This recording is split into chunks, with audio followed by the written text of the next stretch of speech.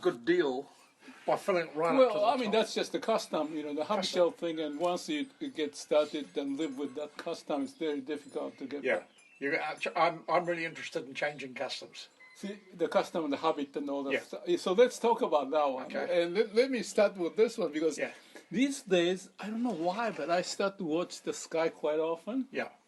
And the clouds moving, and I'm always amazed that in the past, my habit was sky was the cloud and the sky, and it's nothing. Want to put these on? Whatever. Okay. So my thinking was I was busy doing things. The mind is occupied. Yeah. So that the sky you don't pay attention, like you don't smell the roses, kind of thing. All right. So now I have more time. Yeah. So I watch the sky, and I'm just amazed that I feel this movement, and then you feel you're part of. It's not like, looking down from the satellite or the people from the station, up high, but it's still the same thing, that you have this three-dimensional feel of where I am and how I'm related to the nature and the. Absolutely. So anyway, that's just so. But I mean, I think I don't know why, but I think I was just talking about this with my friend Steve. Yeah. You know this guy, the geologist, who lives down opposite you? Geologist, Steve. Yeah, he was Steve. He was the regulator for the oil and gas and coal industry in New Zealand.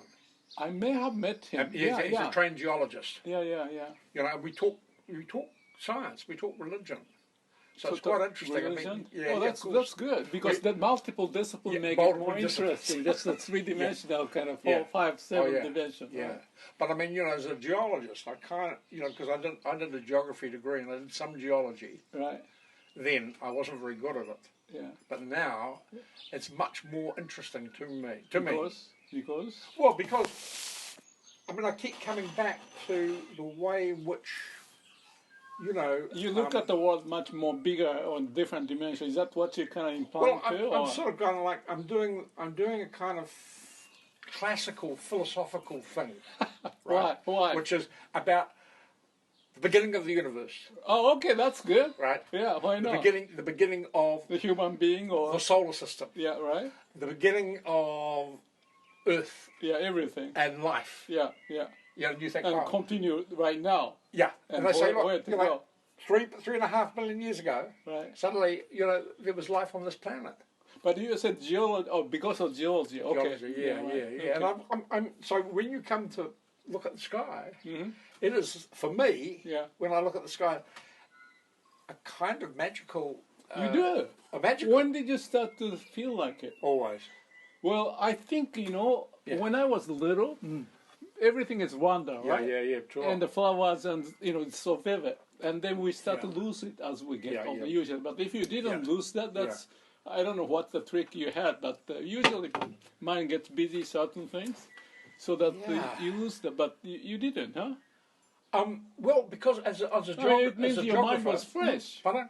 Your mind has been fresh. It's what it implies. I mean, that's the way I take it. Well, Maybe I'm thinking too much. I don't know about that, but put it this way, I have. Visually, I like it because the cloud formations. You can do the scientific classification of all the different kinds of clouds and say, oh, that's a cumulus one, and that's a blah blah blah, and that's in the stratosphere and so on. That's a kind of like scientific thing. That's right. But for me, some of the most beautiful paintings in the world are where individuals from any culture have managed to capture essence of it, without people involved in it. Just pictures of the weather, basically. Weather? Or of the climate. Okay. But of the weather, because it's such a dynamic and complex Because I was thing. thinking beyond that, in terms of like a Picasso. I like Picasso, and he talks about the Picasso painting is stronger than him. And the painting does the job for him. And that is also tied to his connection to the soul of the activity or whatever. So it's not the nature, but from the human aspect, there's a psychological thing that pops up, and we may detect that for some reason, right? And if you do that, then if you capture that by the, the painter and all that, and then the poem and everything. The poem, So the philosophy, let's tie into that all discussion. Of course, it does, but because the philosophy has two sort of bits to it. Yeah. One is this, where it merges with science, and asks that question about beginnings and ends. Right. And also properties of physical systems. Okay. So I think that's very strong in all cultures. Why is it so? Because it's maybe you answer, because I have some hypothesis, but I'm curious what's the answer from your point of view.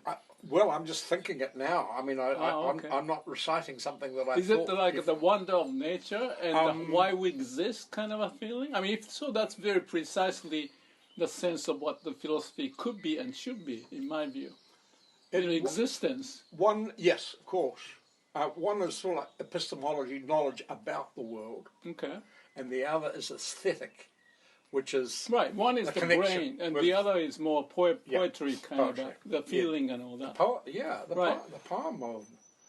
So the knowledge is handicapped to us if we lose that source of it. That's the heart of. Well, I mean, I think some people spend their whole lives doing science and looking at things from a scientific point of view. Right. But I guess what I would try to do is to teach them some aesthetics.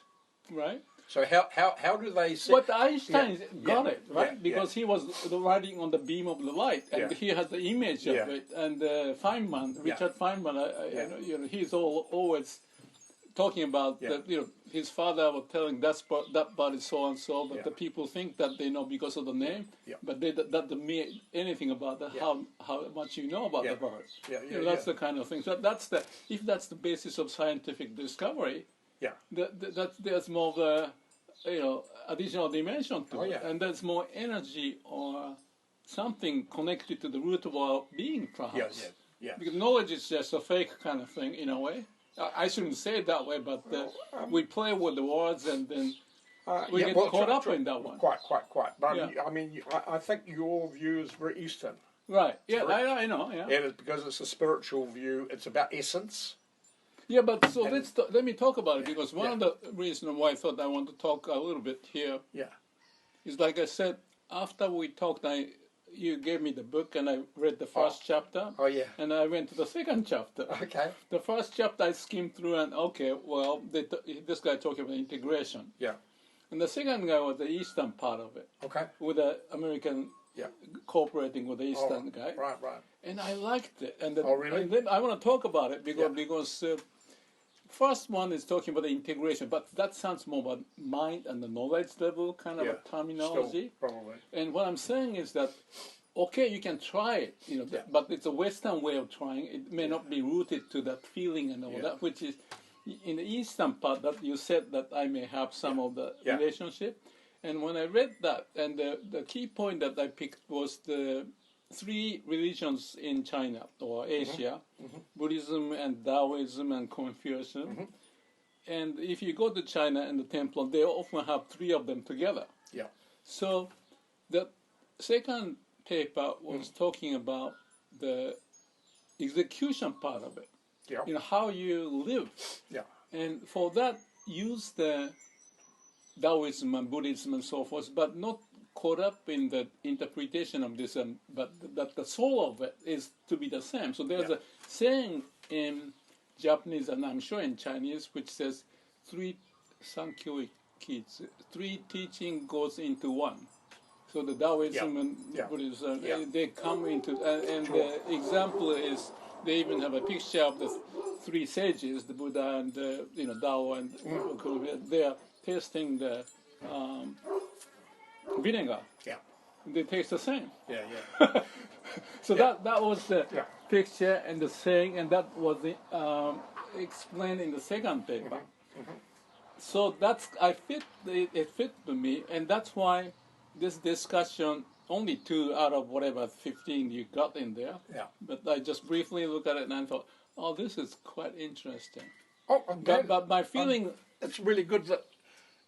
Because that's. I mean, I'm very pleased that somebody in the world, and happens to be my neighbour, because I gave him a copy of the book, you felt compelled to look at it, and it's really good. I think anybody who reads that book, I'm really happy about it because it's my first attempt.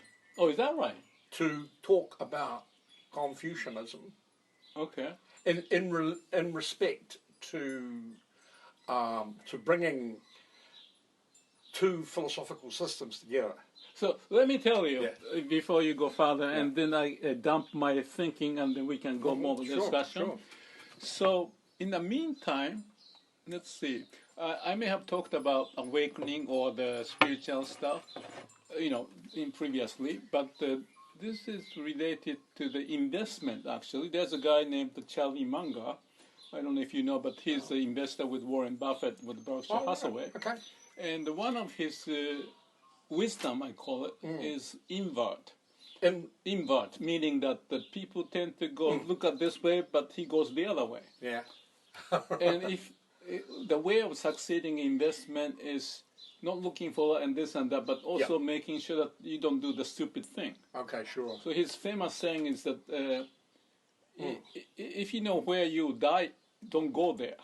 Yeah. And what I did with my business and so forth related to invert is called waste elimination. Waste elimination. And the lean production and Toyota production and the involvement of people and da-da-da-da-da. The main essence of that is instead of succeeding, eliminating the waste, it's kind of an invert. Yeah. And then they came up with a system, and that's grounded from the level of people, and therefore waste elimination with the people. Instead of top guys and the IE and the technicians telling what to do. Okay. And my work that I did in the U.S. and further from 35 so years ago was to bring that into the States, because in the U.S. was more so the top down, and I hated, and I was in business school and all that. Yeah. And there's a strategic implication of it, but the people implication of getting them involved and all that. So that's what I did for the last 35 years or something. Wow. Yeah. So that's the system of the process, but also managerially, I worked on it. I mean, I'm not going to go into it, but the approach was somewhat unique. And that's when I got even the Dalai Lama gave me some forward for my book. Oh, that's pretty amazing. Yeah, right. So, but when it comes to the heart of the core of things, business, money, and then the heart is, so there's a difficulty. And then can I just say? Yeah. I just watched the Dalai Lama on a video that he did. What subject? Yesterday it was. Well, do you remember what subject you were watching? Yeah. It was between science and Buddhism. Well, yeah, he's very advanced, and he says about the Buddha telling that don't believe what I say and check what you need to check, that's precisely. He was very, unhurried. So he was aware of the speaking situation. It was he was giving it. I think he was giving it. It was an Indian university that sponsored it, and they invited Western science. And so there were somebody from Italy, who was a Western scientist, who was revising Einstein and talking about a relational theory, and he goes back to Nagarjuna. Nagarjuna, yeah. He goes back. It's called the second Buddha, right? Yeah, second Buddha, and goes back to explain his way of thinking. Yeah. And how it... and the concept of nothing. Right. And what it really is, reality is really that kind of relation between things. And we define objects only through relational concepts. Right. But through the relational experience, Yeah. And so I'm reading this guy, the Buddhist, second Buddha. Okay, yeah, so, Nagarjuna. Yeah. So, I'm trying to understand his work. Yeah, but that is very deep, and if you haven't done it, it will take some time. Of course. But I'm used to doing this. Oh, good. Not only. Well, that's amazing. Not only him, but also, I'm trying. It doesn't take me much to want to write about something. I don't need to understand it fully. Yeah. I know. Like a scholar. Yeah. I am very arrogant. Jump. I don't follow really any scholarly, kind of practice. Well, that's the way. thing. That's the thing. I just jump in, and say what I think, basically. So let's tie that and the whole also related to the investment and the invert that I was talking about. Sure, that'll be interesting. Yeah. So, and he also says the important thing is to know what you don't know. Oh, absolutely. As opposed to the other direction, that again you're thinking this way, but you have to better cover your stuff and your edge of knowledge or how much you know. Yeah. And that's the basis that you don't kill yourself. Yeah. So that's invert thing. He's 97 years old now, and he's practicing his life. Okay. So he wanted to be independent, and investment turned out to be one of the idea. Yeah. And then one of the idea along with it is called the Laropouza effect or something. It's very difficult to pronounce. Okay. Is that the Chinese word? No, this is his word, and I think it came from some kind of a Midwestern festival or something when people get excited and something happens. Oh, right. And why it happens, this effect is that because of this, and when these things start to connect to each other, it goes boom, and therefore it creates a very interesting opportunity for investment. So to be able to know that, feel it, and do that, you have to have this varieties of the background of what's going on, the discipline, the multidisciplined way of how things are, and then instead of you only look at this, you only get this and try to connect this level, but rather or the shop floor level or all different angles to make sure that the synthesizing, and that's the wisdom. That's how we are built from the biological point of view of this atom on this whatever. So that principle is interesting. Can I say one thing very quickly? Yeah. I think the principle of waste elimination for a capitalist and investment system is a brilliant idea. Yeah, right, exactly. First of all, because I say that, because automatically it understands that commerce is biological. It has a waste system. Yes, totally. The word biological is so important.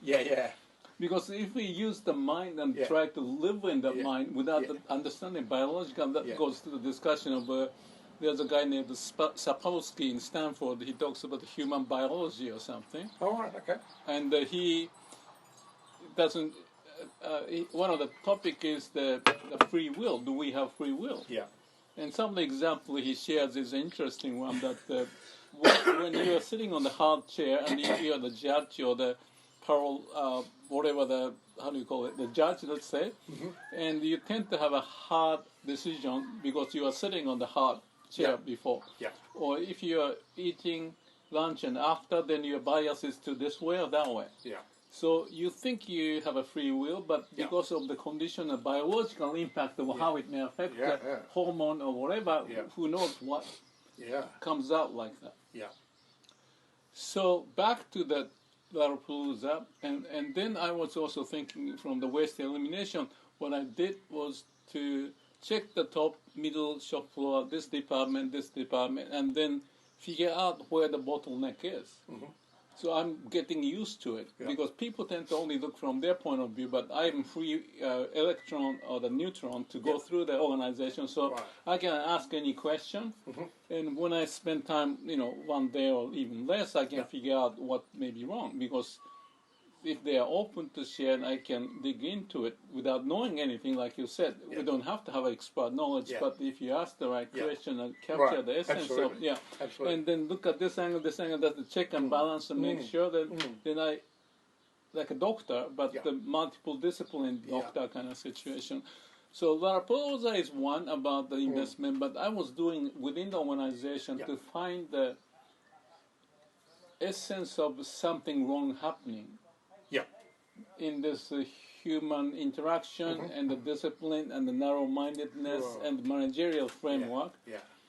So that's probably is holistic and more Eastern approach. If you know what I mean. Eastern meaning that the three religion into one. You go beyond that or root of it.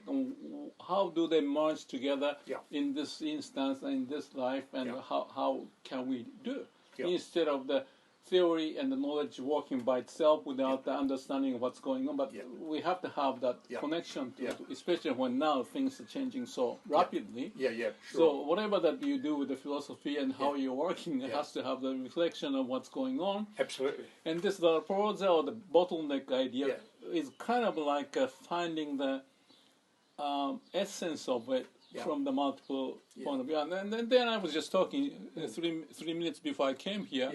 Riley was going down, and he was talking about we are talking about the Great White and how the ecosystem is changing. And also we are talking about the ladies not becoming pregnant because of that something is happening, but they don't know. There are like 5 people he knows, and they all did have a miscarriage.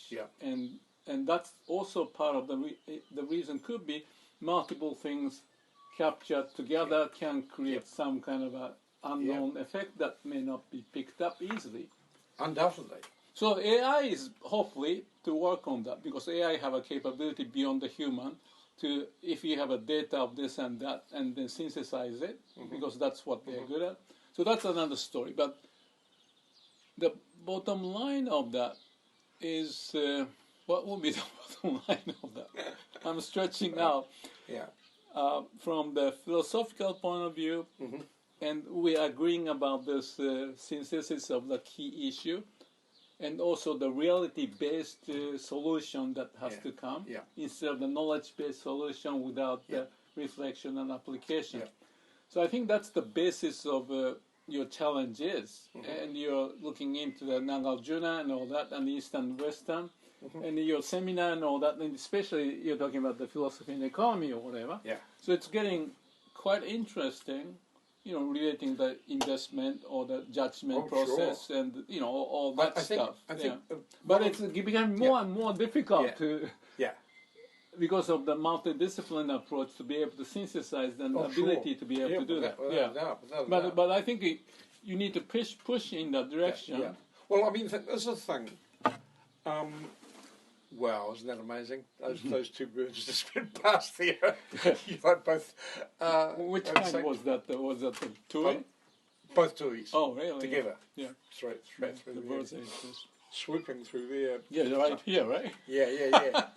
So, I mean, kind of like, this is just, over the last few days, I tweeted on Twitter my comments about COP26, COP26, and how really they didn't come to grips with anything there. But if they used your system, I think. COP26 meaning what? Is it talking about COVID? The climate. Climate summit. Climate summit. Oh, sorry, I'm slow on that one. Because, basically... Oh, yeah, that's a very interesting subject connected to all that we're talking about. Right, exactly. I mean, Amber, who lost her child... Yeah, that's the baby, discussion I had with Riley, Riley told me that when he inquired about it from other people, there have been so many people... That's what I was talking, had lost their first baby. Right, 4 of them or 5 of them. And he is also studying sharks, so he can see the way in which... biological sharks are exploited and they are being hunted, and how all the ecosystem is changing. Extinction of species is happening on a rapid basis. And one of the problems for that is a form of capitalism, neoliberal capitalism, which is extremely exploitative. And very, very exploitative. And the reason that it is exploitative is because its investment patterns don't take into account the ecological problem of waste. Except these days, Black think, there are people that have a social responsibility, and there are some things that is popping up. So there is some awareness of it, but in general, it's just too much of a... The only way to save the planet through, you have to look at the whole thing. is through changing the capitalist system. Away from the neoliberal form, which is very, very exploitative, to one system. Can I ask on that one, like a UBI? UBI, what's the UBI? I forgot the term. UBI is universal basic income. Yeah. And that's the modification in relation to the gap of the wealth to have some filling back. That loop is to be added. That's what the Congress. So that's the absolutely. I mean, unless you have some economic justice, you've got to have some economic justice. So so there are not people starving in the world. That's a fundamental problem. Right. Or exploited in some other way. Yeah. So, and the only way to do that is through some kind of redistribution. That's right. And because under AI and algorithmic capitalism, the corporation suddenly gets hugely bigger. The market is now. You're talking about the Facebook and all those, the $1 trillion companies, but also Tencent and first of all, we're moving from capitalism, which is based on physical resources, to a form of capitalism based on symbolic resources, and that's the data economy, the digital economy, and the nature of the scale, because digital economies, it's an ecology. It functions like an ecology, and the systems are all interconnected. And they have the law and everything, but it's kind of outdated, so they cannot catch up. When therefore the politicians, they are not aware of the technological implication and social impact, so that's very difficult to catch up with it. Absolutely. Yeah. But it's also a fundamentally different economy, because information or data, let's say, you go down from wisdom to knowledge. Yeah. To finally to data, and at that level of ones and zeros, cybernetically, it functions just like a viral system in nature. No, I have this background of computer and so I'm not quite sure if I just jump in and agree, because theoretically, big data and all the element of the data, not just this amount and locally optimizing it, but all the effect of what is happening in the society. Yeah. And I think actually there was one conversation I had yesterday, and the currency was seen, or the money was seen as the good measure of the GNP and so forth. Yeah. But this is the discussion about, I call it the liveliness. People being happy. I use the word liveliness, and waku waku is the term I use in Japanese. Waku means boiling, or the fountain water coming up. So when you see the beautiful sun and all that, and you feel happy, you have this vibrational thinking going on, feeling going on. And that will be a different measurement from the currency, the money-based economy, to the happiness-based kind of approach. Quite. Yeah. So. And the Dalai Lama has said something. Right, exactly. The well-being economy.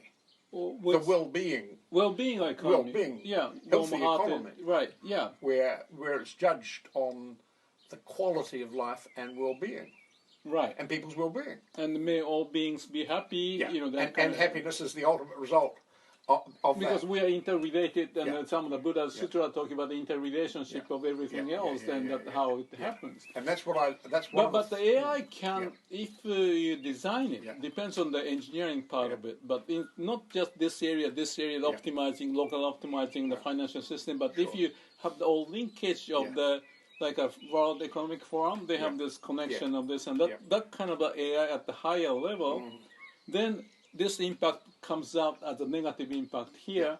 Kind of a totalist, holistic understanding can be developed, is my sense. And maybe there must be some kind of a, energy or the money flowing for that to happen, because ultimately everything is interrelated, and therefore if we are to plan the government, and China is doing this way and America, so we need to have a system, a way of thinking. So there must be some think tank and the people moving in that direction. So if it's localized, it's no good. But so far as we can look at the holistic system, I tend to think, we are not that stupid not to do it, but there's no guarantee that it can happen. All that. Human beings are very, very stupid. I know. but wait a minute. But the Buddhist view is the life is suffering. Yeah. Okay. Yeah.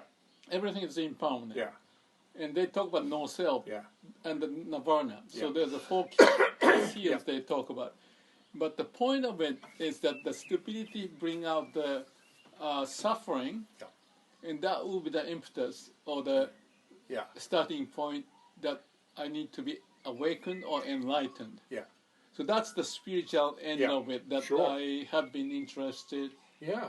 And connecting that was the discussion I think we met the first time. Yeah, yeah. You had the 5 or 4 pieces, and we are getting to the root of the discussion, and I don't know what that was, but it's kind of like awakening type of a issue that may need to be found as more people and more in tune to that kind of thinking. Yeah, definitely. Okay. And I mean, I'm trying to write a book on the so-called digital economy. Right. Now. So before you get there, this point about the moving toward the currency to the different liveliness and waku-waku, is that part of your thinking in the digital, as a foundation or the kind of thinking? Yeah. Okay. I've got a book coming out. Right. Just published. Right. Called Biodigital. Yeah, I like that. I like biodigital. So my concept. Yeah, living digital is what it is, basically. Yeah, so there's a liveliness. Biodigitalism. I call it biodigitalism. And I say biodigital capitalism also. Right. So because capitalism based on that system, biodigitalism, means really, in a sense, when you shift from industrial to symbolic, then the question of waste becomes a kind of much more difficult to kind of answer. Mm-hmm. But I mean, clearly there are some forms of waste which are noxic, and some noxious, and some that are not. Some of them are beneficial. So let me. Maybe that's wrong. Maybe that's wrong. I don't know. But let's close that. The Dalai Lama and may all beings be happy, and his interest in science, and this discussion of the biological, digital, whatever, because the Buddhist or the Taoism, pretty much the same, is relating to the laws of the universe. Yes. And that's the origin of who we are, and that's always functioning. Yeah. So, to say it simply, awakening is to realize God is the same as the law of universe, and we can identify what that is. Yeah. And use that as a basis of being. Yeah. So when you look at the biological, and it's almost the same thing, but I'm using a different term that says the law of universe that that helps the species to develop, evolve, and we are here as a miracle of whatever the force, and there's a DNA this long, and in the future there may be more added and all that. So biologically that's going to happen, and the force behind it is the law of universe.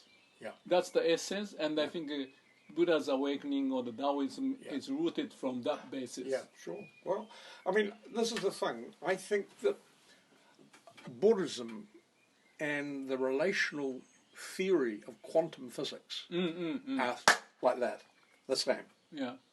They are. They offer us almost the exact same picture of the universe, in my view. Why don't you explain that to me the way you can about how they get connected? So when you look at the history of quantum theory, right, you see, of course, it goes back to Einstein and the theory of special relativity. Yeah. But at the same time, he still leaves room. He still wants to talk about positionality, the wave theory versus... Yeah. You mean the God throw a die kind of a discussion? Well, I mean, I'm thinking about, in physics, when you go to the micro-physical level, right. Events do not behave in the same way. You cannot define where kind of thing. Here's the macro, the macro level. Now, Einstein's great for that. Yeah. But when you move to the quantum level, you have 3 positions. Yeah. You have yes, no, and don't know. You have let me say. Yeah, that's fine. You have. You cannot define kind of. You ask yourself where how do we identify these subparticles, subatomic particles. And at the quantum level, you're not allowed to answer that. You can't answer that question. Well, the observer observed and position changes. The history is attached to the concept of the observer. But I think that the relational theory now has shown that that's wrong. That we don't need to hypothesize an observer. In the universe. For those particles. Right. And because the observer changes the kind of measurement that you're looking at as well. Because you can only measure that which you're observing, and vice versa. But it doesn't tell us anything ultimate. So the Einstein's famous quote was the God doesn't throw dice, but God throw dice. Yeah, exactly. That's Einstein. But I'm reading this Italian now, who is very famous in the world, who is putting forward a relational view of quantum theory, of quantum mechanics. Right. And he's revising Einstein. What part of the revision he's trying? Because Einstein didn't get to the point of the... No, well, I mean, I'm talking about really the history of quantum physics, basically. And Einstein played a role in that. Well, the Max Planck is actually the first man. And so on, all of that stuff, that whole history. Yeah. And now there is a theory, a relational theory, that has uncanny similarities to the second Buddha, right? It's a relational view that we, the idea of an essence of a physical object now appears to be irrelevant. Because we're talking about the relationship, that physical objects only come into being in terms of an interactive relational universe. And that's the fundamental insight. Now, I think this guy, this Italian physicist, is really spot on the mark, because it coheres. He's approaching from a theoretical point of view. From the point of view of physics.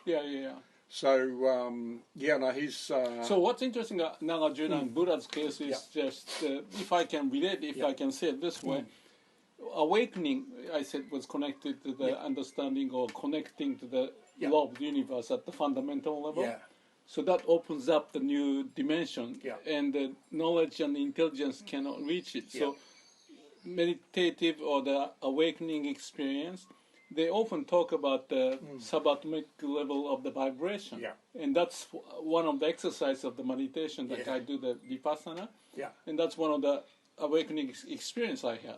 So it's kind of my whole body is the subarticles jumping around, and that's it, nothing else.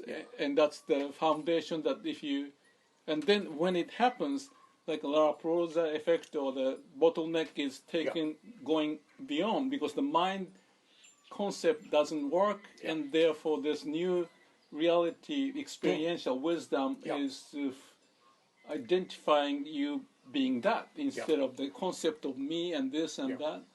So that's the awakening kind of discussion that relate, and that's why Nagarjuna and I don't know, in the Buddha's case, there was some sutra. The Suttanipata Sutra is one of them, and the interrelationship was the Kegon Avatamsaka Sutra. And my book I wrote actually, and the Dalai Lama gave me a forward was on that subject. On which subject again? Tell me. On that subject of I use the brain, listen to your heart, and live with the mission. But the heart and use your brain and listen to your heart. Listen to your heart and live with your mission. And live with the mission. Mission of what you are meant to be. So that's the thesis of what I put in word. Right. And that's a good message. But what's interesting, and when I did that, and I thought for this, and because of the sutra is considered as one of the most difficult one unless you are really enlightened or whatever. So my idea, nobody can understand, but Dalai Lama should be able to understand. So that's why I contacted him to say, and I explained that not to him, but through the channel, that the Buddha nature and whatever is within this concept. Right. And I was referring to the sutra and stuff like that. So I used that word. Mm-hmm. But what he did was profound. I was actually thinking about it today too. Mm-hmm. Use your brain, but listen to your heart at the same time. Okay. That's what he said. Yeah. Right. Not just one to the other, but you have to have alignment or connection. Yeah. And I didn't say it because that's too long, and in the book you have to kind of... But that's precisely the case to relate to the two universe, I call it. The mind universe is one, but there's a ultimate reality, let's call it. Yeah. And we don't know this, but awakening is helping us, and that's what Taoism, no action is not thinking, not trying, but then the way it is, that's the governance in the Beijing and the Forbidden City, there's a way stuff. Yeah. And that's amazing, and that's another story about China, the discussion. Yeah. Well, this is kind of interesting because I always had my kind of training is always to anchor my thinking in trying to understand the way in which events in the world are playing themselves out in the long term. Okay, that's good. Yeah, it's very good. So, I mean, that has to have a pragmatic implication of what you do. Yeah. Not the theoretical. Yeah. I mean, it's good to have a theory to prove it, but then you have to apply it in some way or the other. Right. Yeah. So I'm inventing a different kind of philosophy, right? Because the philosophy that I want to develop is not philosophy in academic journals. Well, I mean, it can be, but I mean, if it doesn't have any street value, if it's not valued on the street, then it's not worth it. But are you talking about Nagarjuna?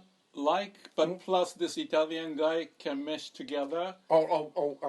This guy Carlo. I'll tell you his name, but he's a physicist. No, I've only started thinking about with him in the last, less than the last month.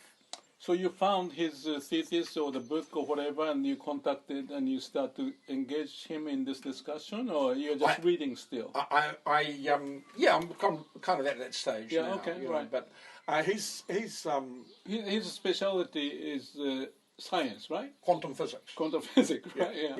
Yeah, quantum physics. But quite a few of those quantum physics, Heidelberg, I forgot the name of, but many Heisenberg, very all interested in the Buddhist way of looking at I mean, from those days. Absolutely, and I think there's kind of interesting history of Western physicists. Yeah, right. And Eastern. The intuitive world, or whatever you call it. Philosophy. Yeah. I think it's better to call it Eastern philosophy. Yeah, okay. And of course that means not just the three that you mentioned, but I think... I mean, Christianity have the same element if you interpret in that way. But it's okay, we don't have to talk into the difficult discussion there. Yeah, no, but I mean, I think that Christianity has taken a turn for the worse. Because the dogma and the ritual and the things formalized instead of opening up original ideas may have been lost too. It's gone backwards. Yeah. Well, we don't want to say too much about it probably, but that's the reality of it probably. Even the Buddhism has the formal issue and the substance. Let me put it this way. Yesterday, Sunday, I was glued to the television watching the religious shows. Okay. Christian end of that. Yeah, it's a difficult thing to do for a long time. Yeah, and I was watching. Yeah. I was absolutely absorbed by the age and people, the way people dressed and their haircuts and that sort of thing. Right. Yeah. And then I went to US tele evangelism and listened to some preachers. And then I listened to. Well, that's good that you don't do those things. Yeah, you have to feel what's going on. I'm trying to get an idea of what's happening in the real world. Well, and what can happen further? Yeah, definitely. But put it this way, you cannot close your eyes. You have to. Someone has to open the eyes to. Yeah. I'm less worried, I've got to say, about that kind of thing. Because? Because? Well, because there's a limit and they cannot get any farther. kind of thing? Because, I mean, I think it's critical at this stage that the East and the West come together in a kind of integrative philosophy. There's a force that is applied that unless you resolve it, things don't work and we're going to suffer. So there's someone's fearing that we have to figure the pain is getting stronger and stronger. Therefore, that's it. The baby, the shark. Right. You know. Yeah. Right. And then the Alibaba and they're changing more donation in China and changing their free enterprise to be more modified version of it. Yeah. So I mean, I think that kind of like in the evolution of economy, because I really like the economy. Yeah. And Good. I studied at the University of Glasgow. I was a professor at the University of Glasgow. Okay. Where Adam Smith. Yeah.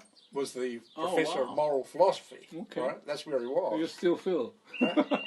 Well, I'm kidding. I'm not kidding, but I'm kidding. Yeah. For me, because I'm a Westerner, and I was brought up when I was doing my philosophy on, Adam Smith and, the Theory of Moral Sentiments, his first book, and then The Wealth of Nations, which is the second book. And I went to Glasgow, and they invited me. Oh, wow. To become a professor at the University of Glasgow. Yeah. And so I thought that I really liked Scottish Enlightenment thinkers. And I really liked Scottish epistemology. I read a lot of Hume. I read, and then I went back to, I hadn't read much of Smith. Adam Smith, until I went for an interview there. Yeah. And then while I was in Scotland, I picked up a copy of the Theory of Moral Sentiments, and I read it over the weekend, And when I went in for the interview, I joked about it. They said, why do you want to come to Scotland? And I said, I think there are 150 malt whiskies in Scotland. My aim is to taste them all in 3 years, right? And then I had to say... You're from the ground level, you want to understand. So then I had to say to them, I said, I'm very interested in Scottish philosophy. This weekend I went back and I read the Theory of Moral Sentiments. Yeah. And I think that the tradition of Scottish philosophy has got it wrong in interpreting. Oh, okay. I think the economists have got it wrong in interpreting Adam Smith on the basis of the Wealth of Nations and not on the Theory of Moral Sentiments, because the Theory of Moral Sentiments said the aspect of the market that's most important is sympathy, in his word. But actually, he meant today we would call it empathy. Yeah, okay. So the basis of the market, Theory of Moral Sentiments of the market. Helping each other is... That's very interesting. Is empathy, right? Mm-hmm. And I say to my economist friends, well, look, you're doing all this modelling and so on. Go back and read, Smith, because he's very clear about it. And I say, you say that he says this, but by you're lying by omission, because you haven't read as for all his work. You haven't read the ethics, what I would call the ethics of the market, which is really fundamental part of his. Anyway. I didn't explain all of that to the people who were interviewing me. I did say it was a cutaway line, and I was poking fun at them. And I said, "Oh yes, and I did read Adam Smith because he was the first professor. No, he was the second professor of moral philosophy at Glasgow, and the first one was Francis Hutchinson, whose work I really like. Anyway, I love the Scots. So I love their ideas. And can I just jump ahead from that point that wherever we are, the different parts of the world, and this thinking, that thinking, three religion or whatever, there's something essentially that we can connect and feel and identify possibly at the root of our being. Yeah, that has to be some kind of a approach that you can. So that's the integration. Maybe that's the way to, or I don't know, synthesizing or the wisdom to. Okay, but this is where you and I differ. Yeah, I think. Yeah, because I would say, along with this Italian philosopher and the second Buddha, that we are relations. We are only relations. We're not really objects. Because you can only identify an object. What did I say about the object? well, you can only identify an object within a relational system, i.e., it's relationships. Right.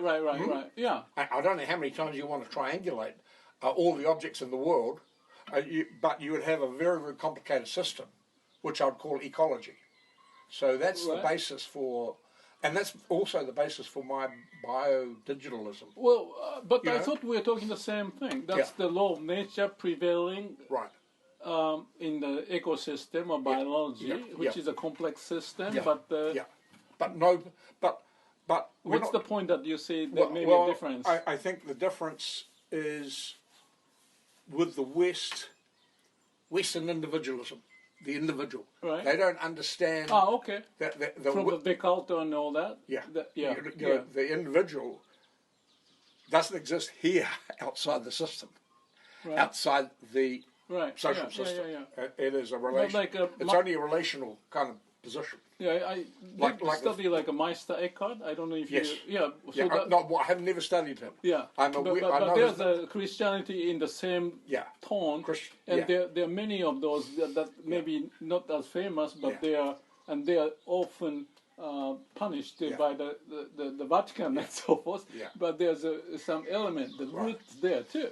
So this is what I would say, just off the top of my head in response to that. But to Christianity, is that I would want to talk about the way that which the collection of souls defines the individual soul, and the individual soul is nothing without the collection of souls. So it's like matter, it's like subatomic or quanta or whatever, and I'm kind of like I'm thinking,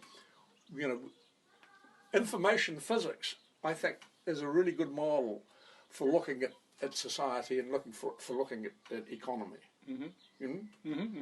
Because it's relational and it's ecological. Now, from that point of view, the worst threat that faces us at the moment is the climate warming and the inability, it seems, of world institutions to deal effectively with it. So, so dystopia is part of the climate issue. Yeah. The people. You see it that way. There may be other element in there. Other elements. In there people as well. Suffering. But put it this way.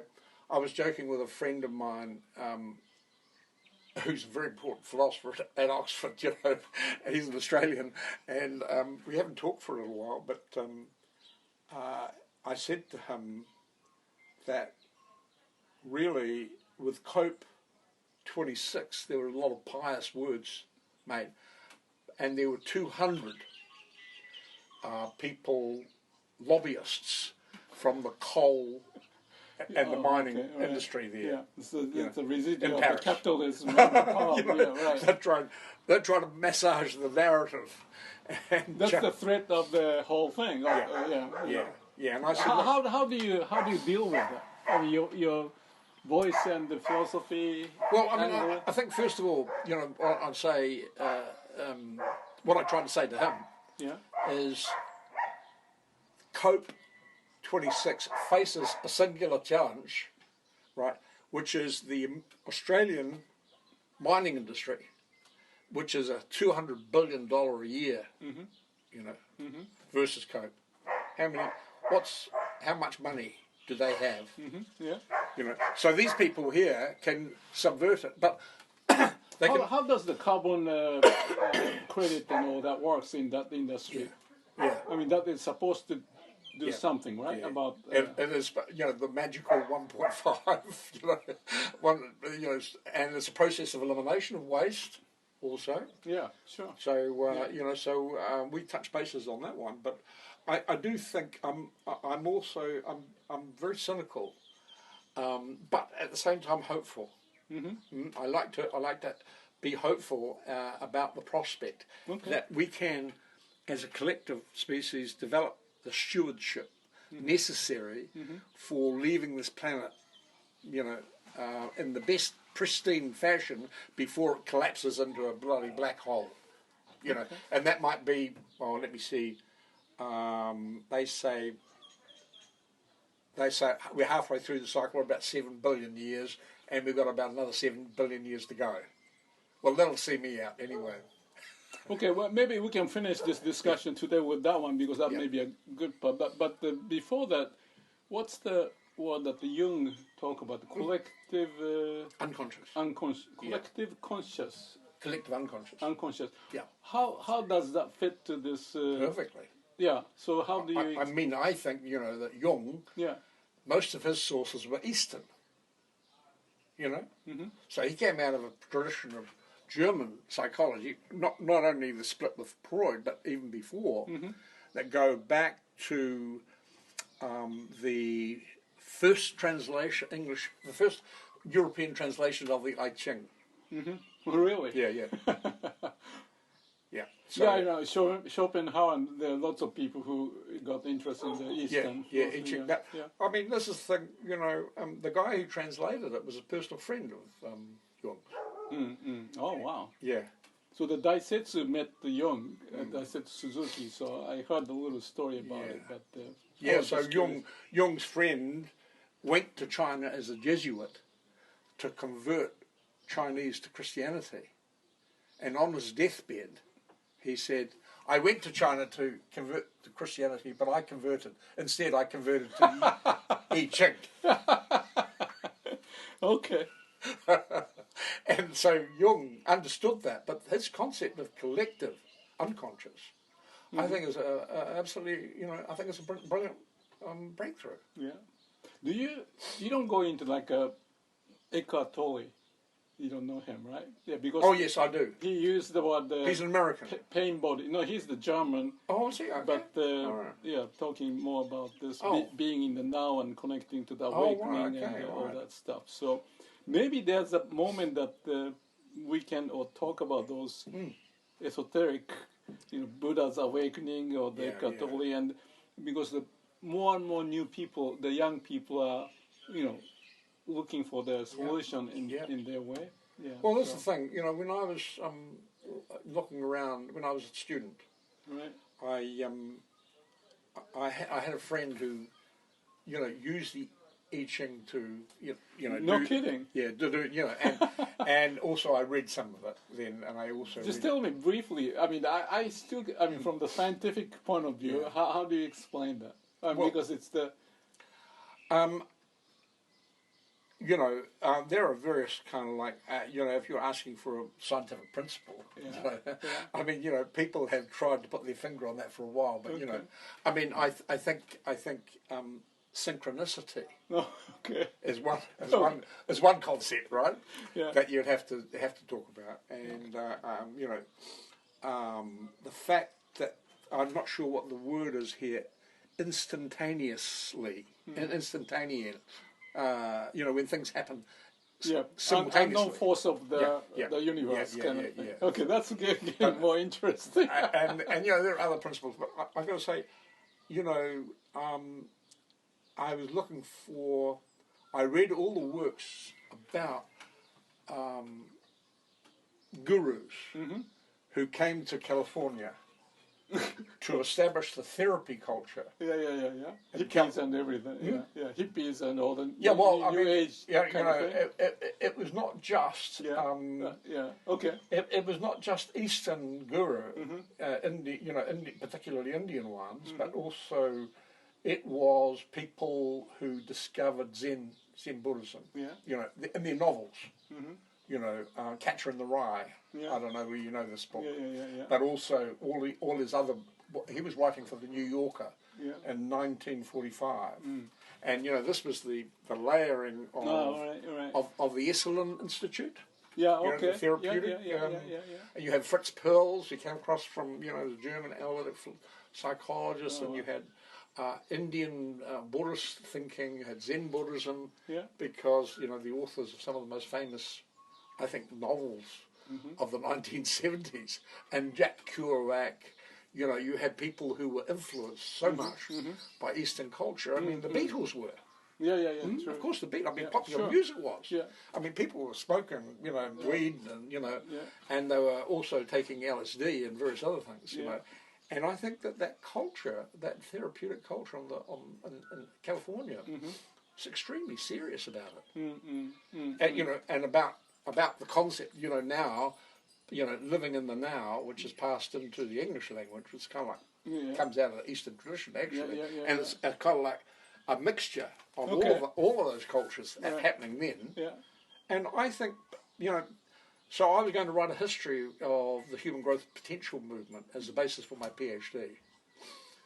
So I read a lot, and I also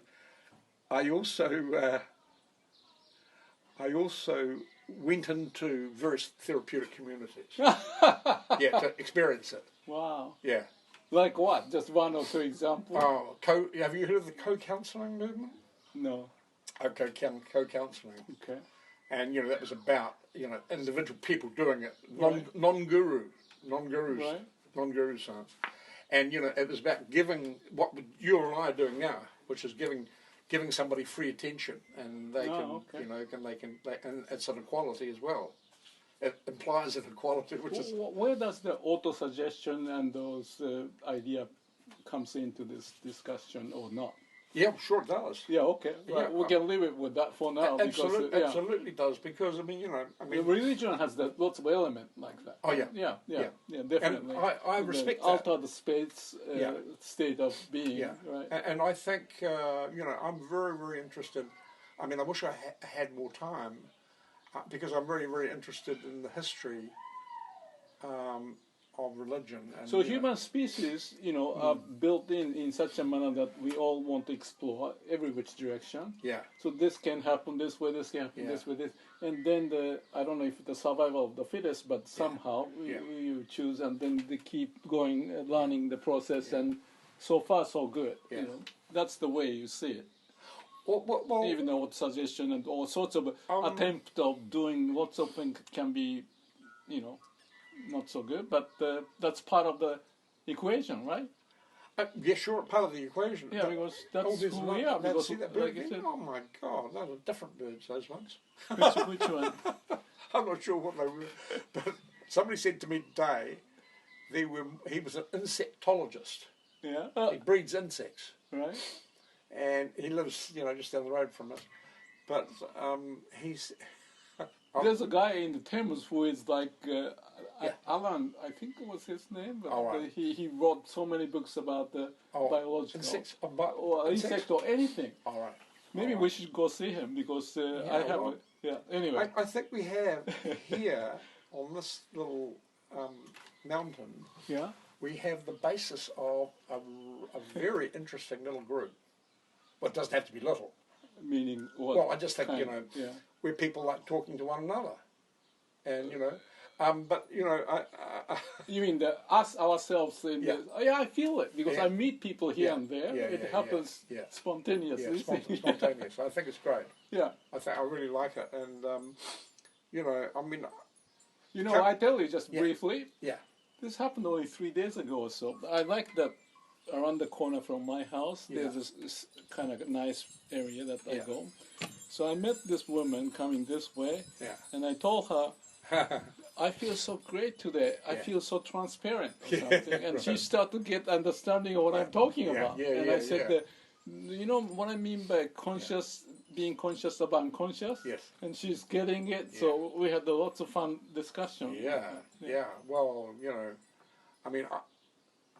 Chinese say qi, right? Yeah, qi or qi. Yeah, qi is the Tai Chi, is the qi, qi, And the Greeks say psyche. I see. Psyche. And Psyche, of course, was a god in the Greek, system. And Freud, his major. I think that Freud is almost more important than Karl Marx, and probably Adam Smith. Because Freud really begins, I think, for the first time, to talk about depth. I call it depth psychology. Oh, okay. Depth psychology for the first time. And yet now, he was writing, in that period, Second World War and so on, but in the 40s and 50s. But I think all the revolution that's happened so many times after that with psychiatry right. and psychoanalytic theory. I love. I mean, I actually, how could you not be interested in a theory of consciousness? Yeah. So but it's a subjectivity is truth kind of that's the kind of absolutely. And I mean, I've written quite a lot about subjectivity. Yeah. And because I like it. I mean, and I learn best through writing. So I have only a limited capacity to read other works. I'm not a very good reader because I'm dyslexic. So I actually find it better for me to write something, and I discover, of course. Yeah. Okay. So I learn through writing. I do the same. Yeah. In my case, I use the YouTube and posting my thought pieces here and there. Yeah. And it's building up and then synthesizing my mind to see formulate and direction and Well, that's great. I mean, that's great, and integrating YouTube as well, I think, is really important. So that discussion about La Prosa and the bottleneck and all that thinking is investment, but it's all different, but it's kind of like, you fit together. Yeah. How to fit together and find a breakthrough point or anything like that. Yeah, definitely. Yeah, and that's why this silo-based approach, but rather more holistic. Yes, very much process. more holistic. Yeah. So, I mean, there's one thing from personal experience, is that I never ever dismissed dreams. Oh, interesting. Yeah, right. I've always. So you study and what's the cause and effect relationship? Well, I'm not sure about the cause and effect part. Because I do it all the time, and I almost always find the answer to that. Yeah. Well, maybe. Well, you're good at. I mean, because there's some event that happens, and the dream is so weird. Yeah. So there has to be something, and then I trace back and try and figure out. Yeah. Well, I mean, there's a thing. Because that's whatever is biological process happening in the unconscious. No, of course it is. Process it. Yeah, I know it's biological. And they try this one, this dream, and this dream comes out. Yeah, absolutely. And sometimes you can see a very close connection and correlation between events in the real world and what's happening there. But it's also a very good measure of anxiety. Because there are a lot of anxiety. The stress comes out. You have to find a way to express, not by the knowledge in the mind, but from by some other means. Yeah, that's right. And also, let me put it this way: for me, but if you understand that AI can reproduce that same process, then it can work out in a similar way. Now, this is the thing. In the same way that the Indian yogi can control his breath or her breath. I think you can control the unconscious. Yeah, that's right. That's right. And the dream, conscious, and the dream. Yeah. So if you're, there are different states of consciousness. One state of consciousness is a recognition that you're dreaming. You're asleep. Yeah. But still, there's a recognition. There's you're actually your mind in some capacity. I'm dreaming. It's dreaming. I'm dreaming. I'm following this dream. Yeah. And you can then take control of the dream and you can change it. It looks like it's heading down that way. Okay. But I'm going to turn it this way. Yeah. And see what happens. You know the story of the Chang-Tzu?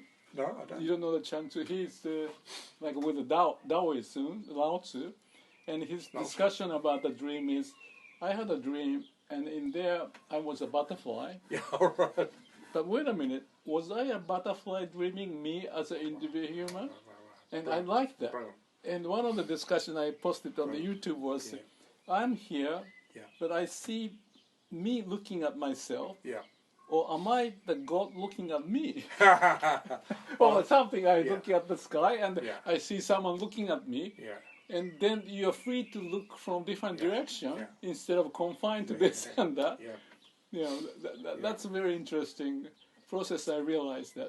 And I think the Indian guys did it all the time about figuring out what the consciousness and what's going on. Well, they have nothing else to do. But I know I never dismissed dreams. Not from early age. Yeah. I would wake up in the morning and I would just lie there. Yeah. And recollecting. Yeah, you have to do it first. You have to get used to it because you tend to forget it. If you don't think in the conscious way about the dreams that you've had, you won't remember them. Right. And then, of course, if you don't do it regularly, you won't recognise the patterns. Yeah. Because there are patterns in dreams. I don't know why, but I start to realize very easily, this dream is because of that and all that kind of stuff quite often. Yeah. Well, like I had one this morning, and I could tell why you had like it. that. Yeah. But we'll put it this way. I mean, because it's just for that. I was looking for. I don't exactly remember this way or that way, so I was confused. In the dream, the similar situation popped up, but in a different setting. Yeah.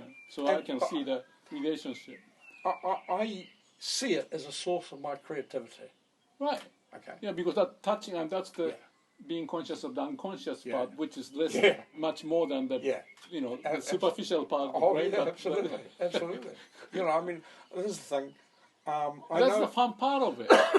And that's the childlikeness, and we have this vibration of waku-waku at the time. Absolutely. And that's why that's the movement that we have to go backward of the being child. And be, And this is the thing. I used to go to bed. I think that Einstein was very childish in that sense. Maybe. Yeah. But I used to go to bed thinking about a logical problem. Mm-hmm. I was thinking about a problem in logic. Yeah. And I couldn't solve it. Right. When I was awake. Yeah. But I went to bed. Yeah. And I solved it. Right. I mean, in China they talk about the idea pops up in the bed. Yeah. On the horse when you're driving, or whatever, and in the toilet. Yeah. Those are the three places that you come. Yeah. I mean, they're wise to know that. Yeah. But your story of this, it is a Benson structure. You know that. Yeah. The round structure was the dream, and that was the dream of he dreamed of the snake eating the tail. Yes. So that's indeed. the kind of a story. Well, there are classic accounts of scientists who have discovered. Systems for not only mathematics but also biology and physics. I'm sure. Yeah. By looking in the fire. Even looking in the fire and seeing it there, but also it's like creativity is kind of like a dreamlike state anyway because it's the theta or the alpha wavelength. Yeah, probably. Yeah, and that's why it's penetrated in a different way than the busy signal of all the small parts. I mean, you're talking 100 billion neurons. Right. That's about the number. That's about the same number there are galaxies out there. So it has the same. That has the same level of complexity. Right. So the brain has the same level of complexity as the universe out there. And this neuron is firing here and here, and then all of a sudden disconnect here, and then try this and all that. Yeah, absolutely. And it's the same principles. It's also relational. So that the human development and how we can go through it, and the habitual pattern we develop can be enhanced or just realigned to be able to access that, to be a better human being. I think individually, but collectively. That's the kind of a So I mean, if computer science, if AI can do that, help us to do that, then we are assured. I think there's a potential, but there's abuse of the AI, of course, that can happen. So and that's the power and all the stuff that stuff comes into it. So there'll be So that's there will be more movies. That's a battle that's unfolding at the moment, I think. Okay, let's finish with that one. All right. Okay. Sure. Good. I may have recorded it. So. Oh yeah. Okay. All right. Can I just toss it up on the YouTube? If you want to, and I'll send it to you if I do. It doesn't worry me. I'll study it, and because that was a good conversation. I thought we. I think so. I use the term Asian century. Yeah, right. And one of the interesting questions in the Asian century is that, first of all, there's such diversity, huge diversity. Okay. I mean, so I'm kind of getting some sort of notion of. What that might look like. Diversity like what are you talking about? Linguistic. Okay, but in Europe you have lots of diversity too, but there's a Christianity as a base kind of thing? Yeah. But the Asian case is how you define the diversity just by the... Yeah, well, I'm defining it now more through trading relationships. Trade. Trade. Okay. Trading relationships. The business related. Yeah. So it's a business relationship. So I think the unfolding of the Asian century can be seen, objectively speaking, in terms of new trading relationships that ASEAN, China, Japan, Korea, you know, Thailand, you know, well, all the ASEAN countries. Indonesia is a very important one, you know, and you know, that defines, for me, defines the new kind of capitalism, which has shifted away, it's going to take a long time, from the transatlantic rich democracies, and it's gone east. My feeling or the scenario is that the Americans tend to be too idealistic, that the military is so important, whereas China is more pragmatic. Much so more. They won't spend much time and energy, and they can deal with it. Lots of people, American cannot. Well, they are just confused, so they do this wasting. But they have the entrepreneurial spirit in there, so that's good. But China has a very unique approach. Yes. And I'm actually fascinated or interested how, and actually related to the investment that they have at the Chinese end of it. Because, China, well, I'm also very, I've got to say this, I'm very attracted to Japan. You know, I did, when I did my degrees, I spent quite some time reading Japanese poetry, studying Japanese history. Like a haiku and all that stuff too? And also... Oh, you read a lot, or study a lot, but everywhere. Wow. Tokugawa, you know, and the Meiji Restoration, you know, particularly. That's very interesting. And what's happening. But also contemporary, you know, contemporary Japan and so on. You know, the way in which really a form of management capitalism that's right. Emerged from... Totally, because I was also a part of the process of Deming and Duran coming and what they capture from whatever the harmonious, customer-oriented culture plus the scientific innovative merged together. Absolutely. And then the China and Singapore and all that, Korea and stuff too. That was very... I mean, I think it was a very powerful form of capitalism, Japanese capitalism, at that point, that really... You know, in the United States during the 1990s, they referred to it bluntly as the kind of like the Japanese model, right? And they thought that it was going to take over the world. Japan is number one. Number one, and you know, Toyota and all the Japanese companies in America. You know, they had the same kind of, you know, I mean, really, in some way, understanding the relationship between China and US has to take into account the 1990s experience of Japan and the US, you know, what happened there. Right. And I think that was quite interesting because I never quite knew, you know, because the conventional economic interpretation was that you went to a form of inflation and stagflation. And that in some way, the Japanese capitalist model lasted like 10 years. Right? 15 at the most. Or maybe 15. You know, But, man, it was also based on managerialist philosophy. Right. Especially about quality and quality management. Yeah, that's like Deming and Duran kind of thing. And I thought, well, this is very, very powerful. My sneaking suspicion was, how did America destabilize it? To the Japanese? Or? How did they destabilize the Japanese? I think that they imploded by themselves. It's my gut feel, because of the people, the structure, the bureaucracy, and the arrogance, and they did it. And the younger generation, that they still work like crazy hours, and they're more into the dealing with the harmonious issue as most important from the Tokugawa area, and not going out and mingle kind of thing. And the company ethos. Right. But there's lots of good stuff in there. Of course. And still is living. It's still at work. In capitalism today, in the best companies. Yeah, for sure. So the China, that's such an interesting process of how they're gonna, they did it and also doing it, and then how they can be changed. Learning the lesson from Japan's case or the US case, and they are very bright in a way. The Chinese intellectuals are looking at the collapse of Russia, of USSR. Particularly because of Marxism. And what was inflexible at the Marxist system that didn't allow for economic reform.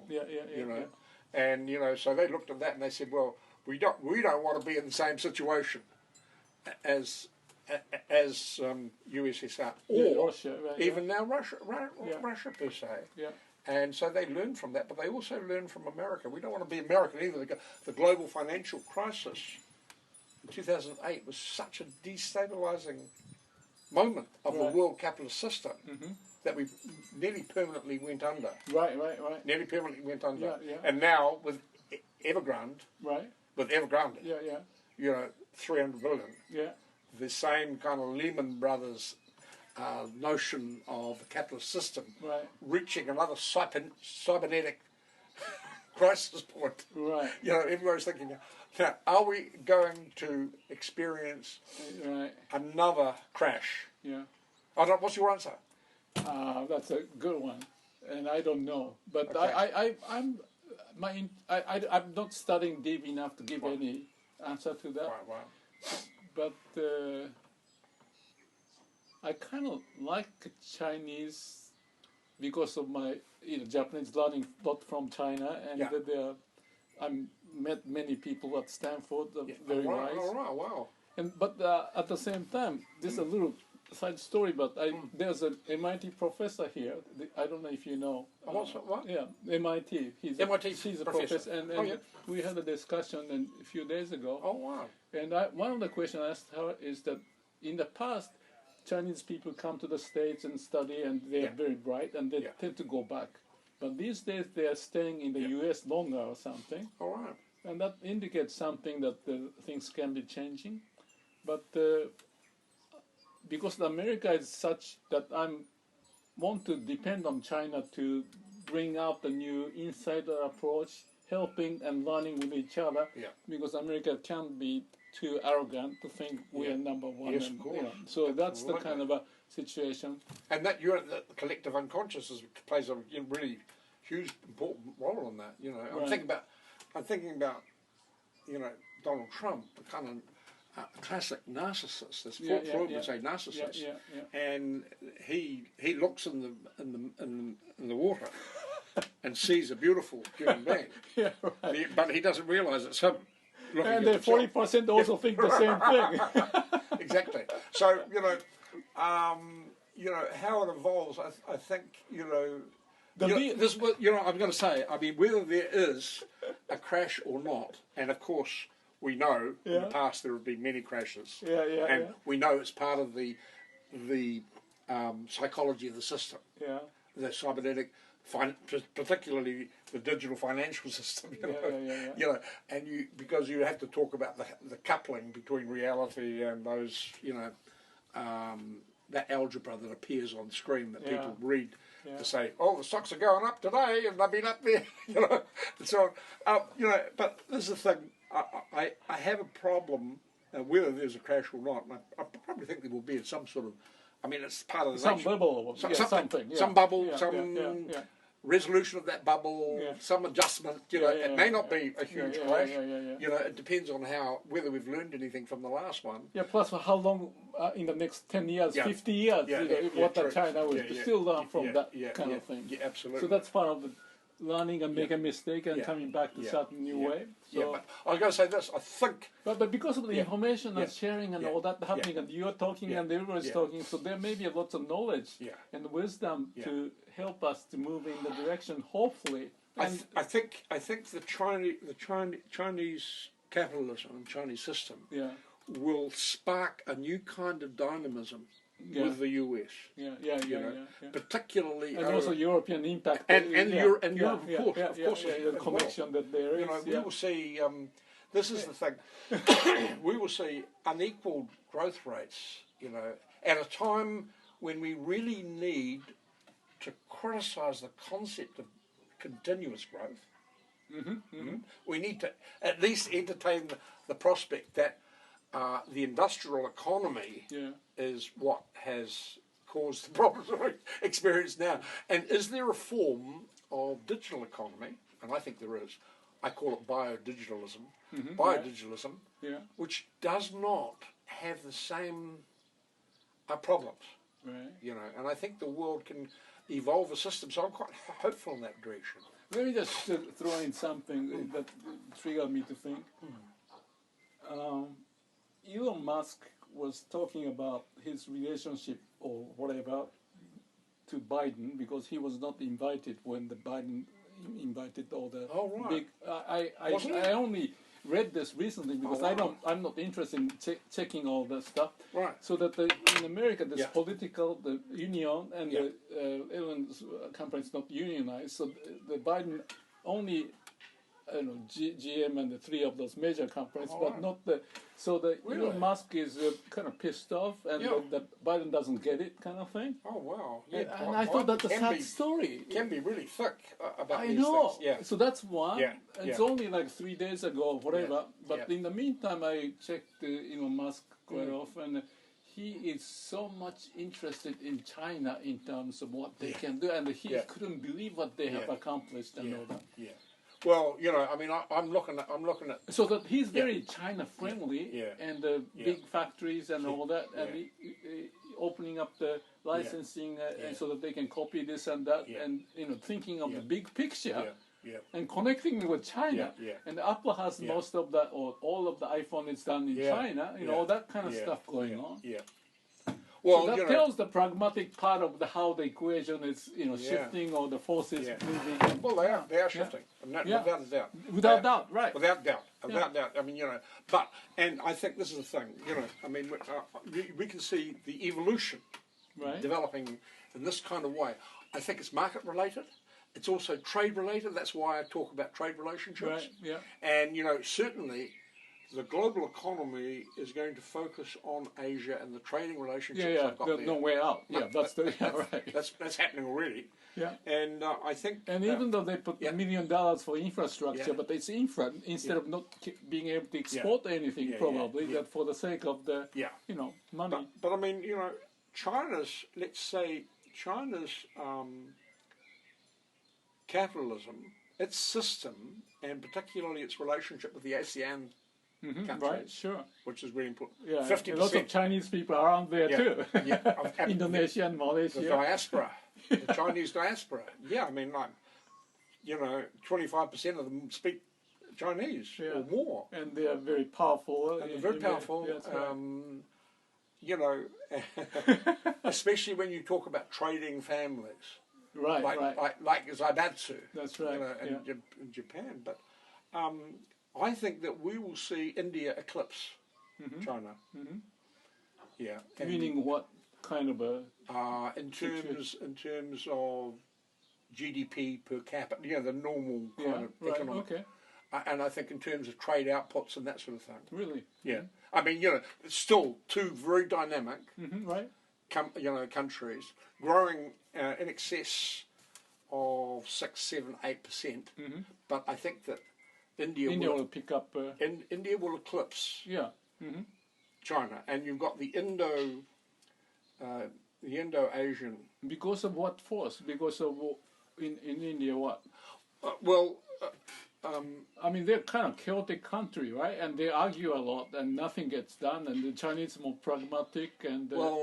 That's going to be as important. The Chinese-Indian relationship is going to be important as the China-US relationship is at the moment. So when you say eclipse, what do you mean by that? Eclipse. I mean, now you have a system which is Chinese dominant, but I think we will have an Indian system which is dominant soon. In the same way that we had a Japanese system that was dominant. I know. Over time, and over time, life cycle kind of thing. And growth gets bigger and bigger. And then, of course, I think the other one, and it's population related, because you're talking about India 1.4. You've been to India many times or a few times? No, very little. I went maybe 6, 7 times. Oh, did you? Yeah, and I just don't get it. I mean, one of the problems, but this is one species of the people I don't get easily. I mean, I've been to many places. I've learned how to deal, and the India, they talk a lot endlessly, and they think that's the level of intellectual, power or something, and it's not pragmatic. Okay, and that doesn't fly with me. The China. They may not talk, but they do it, and they're 9 to 6 days a week or whatever, and it's crazy. Yeah. And there's lots of craziness, but India is the opposite case, and that's amazing how they're different. Well, I mean, I think when we talk about the Asian century, I think it's more like 50 to 70 years rather than a century. Yeah, China, the cycle of capitalism is getting closer and closer. Like the Japanese, system of capitalism lasts about 15 years, you say. Yeah. And in the cycle, that's roughly the quadratic the wave. The wave theory, the wave theory of the economy. Yeah, but the size of China is so big, therefore they have inertia, and that may last longer. Whatever that can happen too. But I think by 2035, you will see India increasing. Hello, darling. We kept on talking.